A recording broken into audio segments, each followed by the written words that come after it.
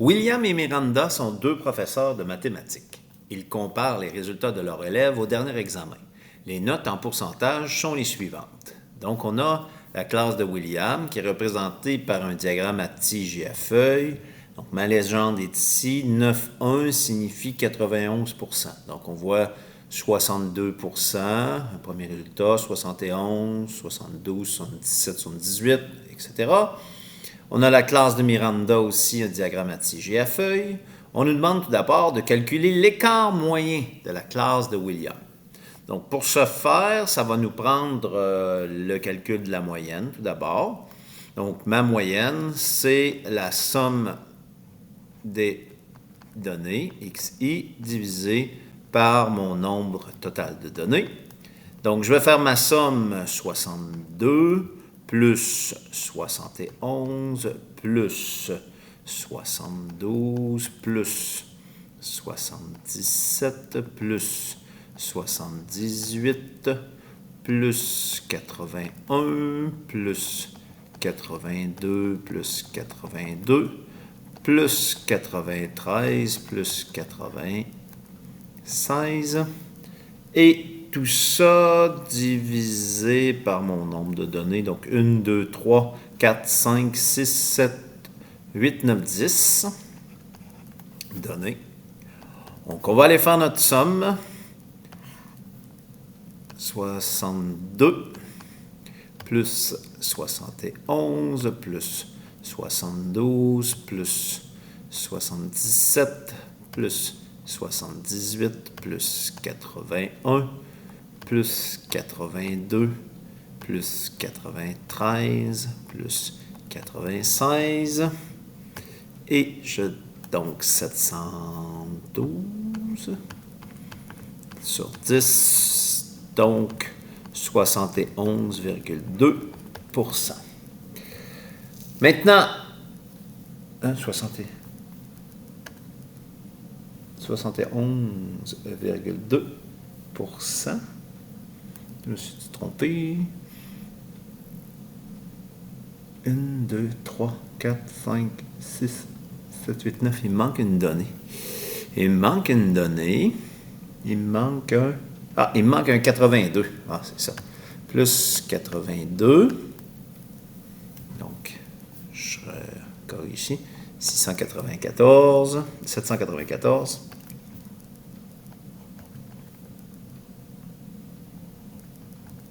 Donc, divisé par 10, ce qui nous donne 79,4%. Donc, ça, c'est ma moyenne. Maintenant, je vais aller calculer l'écart moyen. Bon, je vais procéder avec un tableau. Ça pourrait se faire en ligne, mais je vais le faire avec un tableau. Donc, chacune de mes données xi, que je vais placer ici. Donc, 62, 71, 72, 77, 78, 81, 82, 93 et 96. Mon nombre de fois que la donnée revient, donc ça va être toutes des 1, sauf vis-à-vis le 82, justement, tout à l'heure que j'avais oublié. Ça va être un 2, ma fréquence. Mes écarts à la moyenne, donc xi moins x bar, donc l'écart à la moyenne à 79,4. Donc 62 moins 79,4, ce qui fait un écart de 17,4 en valeur absolue. Ce qui fait un écart ici, donc 71 avec 79,4 de 8,4. Ensuite, pour 72, ça fait 7,4 d'écart. Pour 77, ça nous fait 2,4 d'écart. Pour 78, 1,4 d'écart. Pour 81, 1,6 d'écart à la moyenne. Pour 82, on a 2,6 d'écart. Ensuite, pour 93, on a 13,6 d'écart. Et finalement, pour 96, on se retrouve à 16,6 au niveau de l'écart. Maintenant, on va multiplier notre NI par notre écart à la moyenne. Donc, ça va être un repeat partout, sauf vis-à-vis mon 82.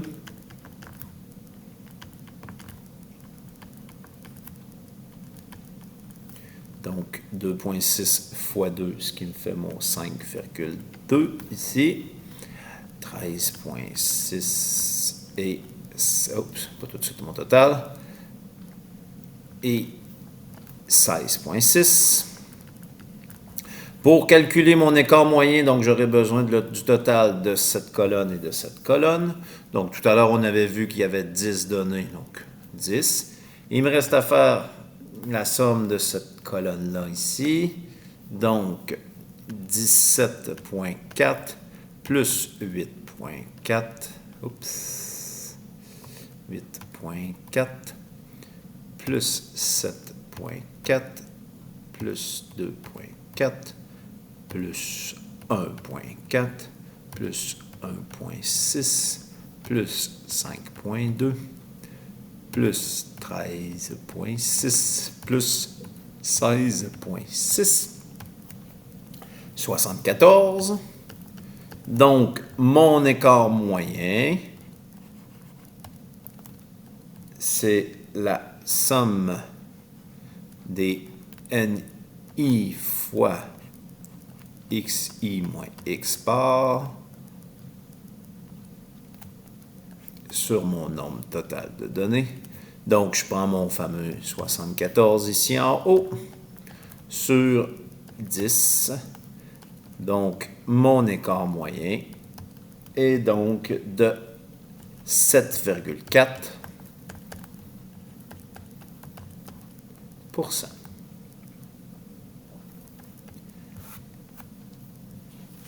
Maintenant, à la question B. À la question B, de l'autre côté, juste ici, Myriam et Félix, respectivement 2 élèves de la classe de William et Miranda, ont obtenu 82 au dernier examen. Qui a obtenu le meilleur rang centile? Donc, on veut le rang centile de Myriam. Myriam appartient au groupe de William et Félix appartient au groupe de Miranda. Pourquoi? Parce qu'on utilise le mot respectivement. Ça veut dire qu'on les associe dans le même ordre. Donc, on veut le rang centile du résultat de Myriam. Donc, Myriam est là, on cherche le rang centile de la valeur 82. Bon. Ça me prend donc mon nombre de données inférieur à 82 plus mon nombre de données égal à 82 divisé par 2 ici, divisé par mon nombre total de données, et tout ça fois 100. Donc, le rang centile de 82, donc le nombre de données inférieur à 82. Je vais aller voir dans la classe de William. Donc, mon 82, c'est celui-là ici qu'on va utiliser. Donc, j'en ai combien de données inférieures? 1, 2, 3, 4, 5, 6 données inférieures et 2 données égales, parce que j'ai 2, 82. Donc, 6 plus 2 sur 2, divisé par le nombre d'élèves dans la classe de William, on sait déjà que c'est 10 élèves, on l'avait utilisé tout à l'heure, fois 100. Donc, je vais aller faire mon calcul, mon rang centile de 82. Donc, 6 plus 2 sur 2, donc ça fait 7, divisé par 10 et fois 100. Donc, un rang centile de 70. Maintenant, on veut le rang centile de, comment? Félix. Félix, lui aussi, a obtenu 82. Donc, on veut le nombre de données inférieur à 82, plus le nombre de données égal à 82 sur 2, divisé par mon nombre total de données. Tout ça fois 100. Cette fois-ci, pas William, mais Félix est dans la classe de Miranda. Donc, Miranda, c'est la deuxième. Il a obtenu 82. Donc, le 82 est situé ici. Combien y a-t-il de données inférieures? 1, 2, 3, 4, 5, 6, 7. 7 données inférieures. Une à égalité. Et combien de données au total? Donc, on en a 7. 1, 2, 3, 4, 5, 6, 7, 8, 9, 10.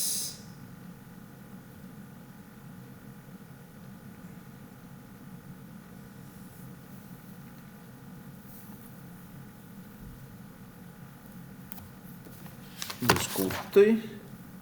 Ah, il manque un petit 2 ici. C'est ça. Donc, 1, 2, 3, 4, 5, 6, 7, 8, 9, 10, 11 données. Donc, il manquait un petit 2 sur ma version. Je ne sais pas trop pourquoi. Donc, ici. Donc, mon nombre de données égale, j'en ai une. Mon nombre de données inférieur, j'en ai 7. Plus une demi, divisé par 11, fois 100 ici. Donc, ça nous fait 7,5 sur 11 fois 100. Donc, 7,5 fois 11 fois... pas fois, je recommence. 7,5 divisé par 11 et fois 100 fait 68,18. Et on arrondit toujours à l'entier supérieur. Ce qui fait un rang centile de 69. Ce qui fait qu'on nous demandait qui avait le meilleur rang centile. Ben, le meilleur rang centile, c'est le rang centile le plus élevé. Donc, c'est Myriam.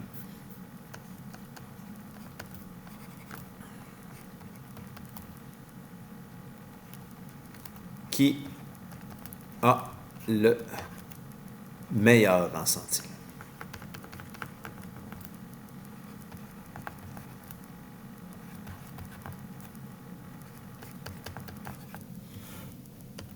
Voilà.